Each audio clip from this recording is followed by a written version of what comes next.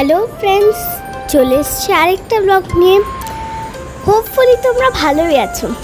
গতকাল আমরা একটা রেস্টুরেন্টে গেছিলাম, তার নাম তো তোমরা একটু পরেই বুঝতে পারবে। কিন্তু দেখো কত ভালো ডেকোরেশন, মনে হচ্ছে না নেপালের হিমালয়তে আমরা একটা কোনো গ্রামে বসে খাচ্ছি। দেখো দেখো কত ভালো অ্যাম্বিয়েন্স। মেনু কার্ড আসার পর আমরা অর্ডার করলাম একটা নতুন ধরনের মোমো। সেই মোমোর নাম হলো কোঠে মোমো। আমরা খাচ্ছিলাম চিকেন কোঠে মোমো।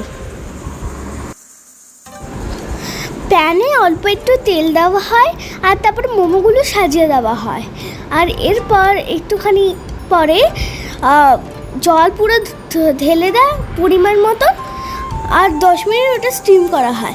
এর জন্যই তো ওই মোমোটা নিচেটা ক্রিস্পি আর উপরটা অনেকই সফট, আর ওর মধ্যে যা জুস ছিল,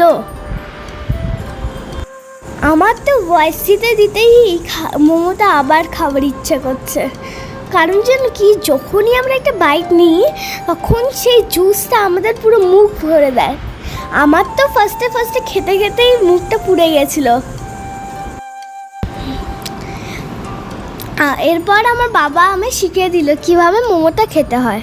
এবার তোমরা নিশ্চয়ই বুঝে গেছো আমরা কোন রেস্টুরেন্টে খেতে এসেছি।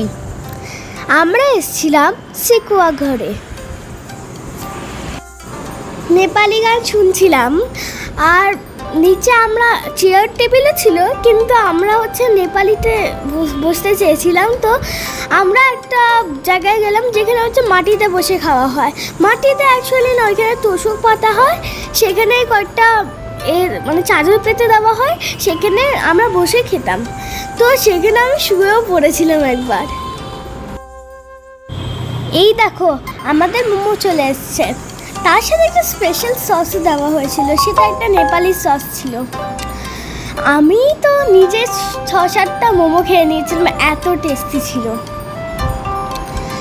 এই দেখো আমরা এখন খাবো। ওই সসটা অনেক ঝাল ছিল, তাই আমি তো খেতে পারিনি, মা বাবারাই খেয়েছে। মোমোটার ভিতরে যে জুসটা আছে আমি একটু পরেই তোমাদের দেখাচ্ছি, কি টেস্টি ছিল মোমোটা।